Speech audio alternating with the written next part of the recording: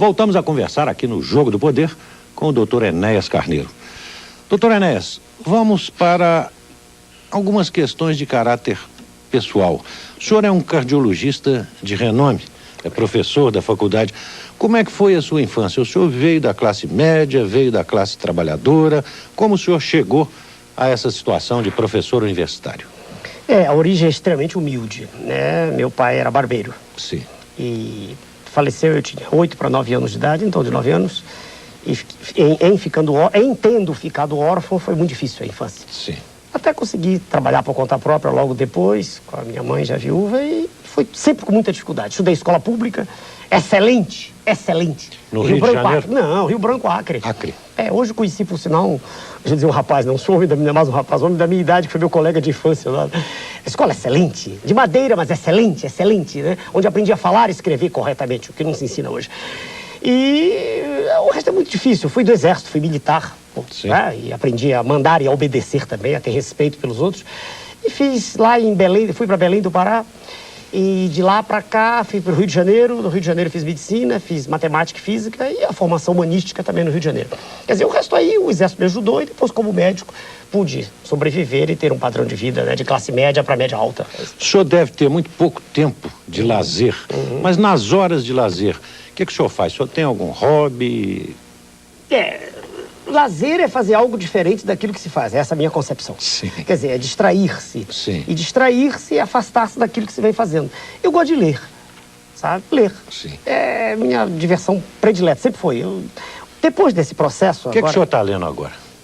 Hoje, por coincidência, estou lendo o livro do professor Marcos Sintra, já de posto único. Isso aí não é lazer, isso é trabalho. Mas extremamente, veja o senhor, não há nada, a meu ver, que dê mais prazer, para mim mesmo, é minha opinião, do que o ato de saber.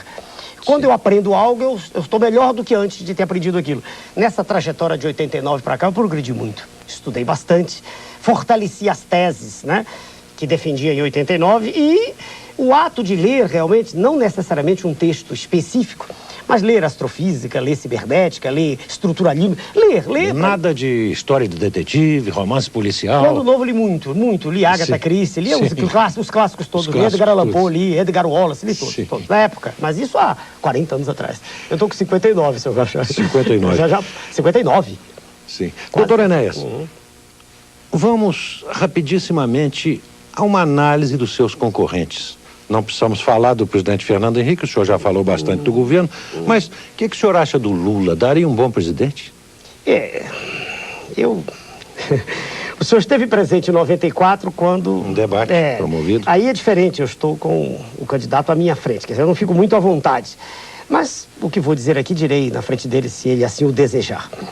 O senhor Luiz Inácio é um homem sem preparo. É um homem que não tem, a meu ver, eu disse isso a ele, o senhor se recorda, as condições mínimas que, do meu ponto de vista, deva ter uma pessoa que vai dirigir uma nação com a complexidade do Brasil. Esse é um ponto. O segundo ponto é que o senhor Luiz Inácio esteve em 92 nos Estados Unidos e assinou o Diálogo Interamericano, que é um documento a partir do qual, né, se erigiu o consenso de Washington, onde está tudo escrito, tudo que está acontecendo, reforma, previdenciária, tudo que está ocorrendo, quer dizer, o desastre do Estado da Nação está lá previsto. Então eu não vejo nesse senhor uma representação legítima dos interesses nacionais. Eu o vejo atrelado a esse modelo. Há pouco tempo atrás, aliás, numa revista pequena, também não lembro, uma revista que circula num... Meu Deus, eu lembro antes de terminar o programa. Aliás, o nome da moça, esqueci ainda agora, Débora, da moça aqui, do Movimento dos Sem Terra, de cuja alocução gostei muito. Mas voltando ao senhor Luiz Inácio, como líder sindical, sim, excelente, lutou pela classe. Lembrei agora, ele falou, foi da necessidade de se unir o operariado mundial, o proletariado, para que se fizesse algo como os empresários fizeram na globalização. Eu vejo isso como um absurdo. Inexequível. Inexequível, a meu ver. E seria voltar à Internacional Socialista, né? E com relação, doutor Enéas, ao Ciro Gomes? Esse senhor esteve como ministro, né, do senhor Itamar Franco. E, a meu ver, suas teses são as mesmas do modelo que aí está. Quer dizer, neoliberal, entreguista. Ele mesmo, no certa feita, já falou que mantém as privatizações, então eu não vejo como possa haver uma mudança, um giro de 180 graus no plano de Gauss. Não vejo como. Roberto Requião. O senhor Requião tem uma postura de nacionalista, defende as teses, não vejo nele a convicção e a contundência que gostaria de ver, mas ele me parece um excelente candidato a governador. Eu nunca estive com ele pessoalmente. Para o Paraná, para o Paraná, um excelente candidato, e ele, inclusive, não é conhecido da população ainda, quer dizer, não teve talvez nem tempo ainda de se apresentar. E o que vi nele foi isso. Aliás, eu ouvi no seu programa. E não vi a contundência que eu acredito deva ter o presidente nesse momento agora. Sim. Porque nós estamos precisando de uma coisa extremamente forte. Nós estamos precisando de uma palavra de comando. Um professor que eu esqueci de citar, que trabalha no nosso partido, que é conselheiro da Escola Superior de Guerra, o professor Marcos Coimbra, ele diz: há necessidade de um estado de emergência econômica. É preciso ter coragem para tomar posição, senão nós vamos caminhar para o abismo. E o ex-presidente José Sarney? Sua Excelência, o presidente, e citei ainda agora, teve um dos momentos mais belos da história do país na sua mão, né? Na sua mão dele, né? Sim. Um dos momentos mais belos.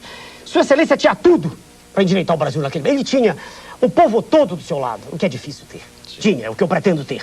Ele tinha as forças armadas, tinha a classe política. Até os economistas ortodoxos, o senhor se recorda, curvaram-se naquela ocasião.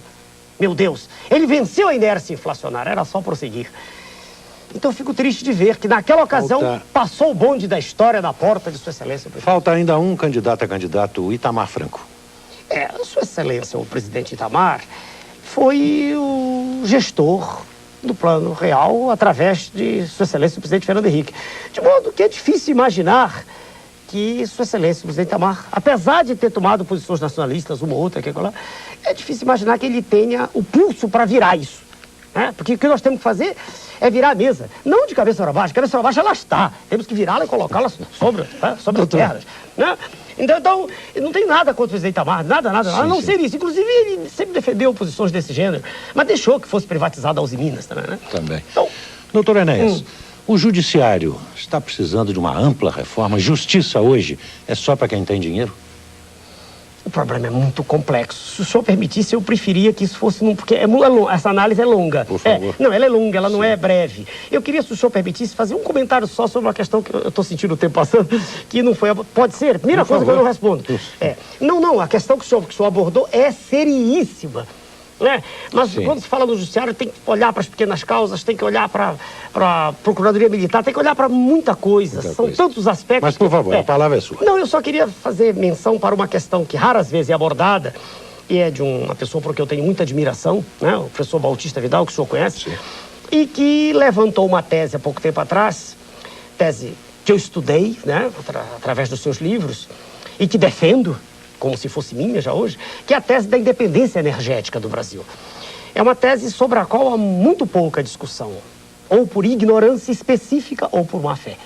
Veja, nós vivemos hoje, nós não só o Brasil, mas o planeta vive na dependência da energia retirada de material fóssil, os hidrocarbonetos. Em linguagem mais simples, o petróleo. Sim. E o petróleo está no fim, o petróleo está acabando. Se dura mais 2 décadas ou 3 décadas, é irrelevante. Ele vai acabar. E para onde é que a alternativa? Exatamente. Para onde é que a população do planeta vai se voltar? A energia nuclear, ela é tão perigosa que ela resolve a curto prazo. Ninguém vai fechar usinas que estejam funcionando. Haja vista a França funcionando com 70%, de 60%, 80% de energia nuclear. Não vão investir mais nisso. Exatamente. Que não se destrua tudo. Eu não penso assim, eu não sou destruidor. Mas que é perigoso, muito perigoso imaginar-se que aí possa estar a solução a longo prazo. Bem. Então, o que nos resta? Resta energia solar. A energia solar de que maneira? Utilizada através do material vegetal. Nós temos, a natureza nos deu uma bênção, né? Com a extensão continental que nós temos, nós recebemos sol em um dia que é equivalente, os dados são de estudiosos, a 120 mil usinas de Itaipu a todo vapor. Ora, com esse potencial energético extraordinário, é natural que nós nos voltemos para isso que temos, e pensando que daqui pode sair a solução energética para o planeta como? Para a agricultura, então. Utilizando para a agricultura, para a alimentação, que é de lá que vem tudo, e também para utilizar os elementos alternativos, os óleos vegetais, utilizar o álcool, e projeto do qual o professor Bautista foi um dos precursores, ou precursor. Então, a independência energética do Brasil é algo que tem que ser considerado dentro de um projeto nacional. Eu não estou dizendo que seja só isso que deva ser feito, né, em nenhum momento, mas que é pedra fundamental. Porque a longo prazo, a médio e longo, não há como ter independência se importarmos petróleo. É uma coisa que aqui eu queria fazer referência, homenagem. Doutor Enéas, nosso tempo está se esgotando e eu lhe faço, então, a última pergunta. O senhor acredita, o senhor tem confiança de que, desta vez, poderá ser eleito presidente da República? Eu dependo, senhor Carlos Chagas, de uma coisa só, de tempo. Se eu não estivesse falando aqui num programa que está indo ao ar tarde da noite, se estivéssemos falando às 8 horas da noite, para 50 milhões de pessoas, a eleição estaria encerrada. Porque é uma característica básica... Teríamos audiência, doutor Enéas? 8 da noite teríamos. Eu estou lhe dizendo o seguinte. Eu falo para o telespectador, ou para o senhor, ou para os câmeras, eu digo sempre a mesma coisa. Não há alterações conceituais naquilo que é o cerne do meu pensamento. Eu digo a verdade. Se o senhor me perguntar o que me incomode muito, sim, eu lhe responderei a verdade. Sempre fui assim. Mesmo que isso implique um prejuízo brutal para mim mesmo. E a população percebe quando o que está sendo dito é a verdade. Ora, defendendo teses tão esdrúxulas como às vezes eu defendo, de apoio às Forças Armadas, de triplicar o efetivo, não tem nenhum medo que me alcunhem de qualquer coisa. Ora, a população vai percebendo que eu estou preocupado é com ela. Se eu tivesse preocupado comigo, eu já seria deputado federal. Tive quase 5 milhões de votos. Poderia estar há muito tempo aí no poder. Então eu creio que dependo só de tempo. Então, se o senhor perguntar se eu creio que vou chegar, eu lhe respondi logo do início.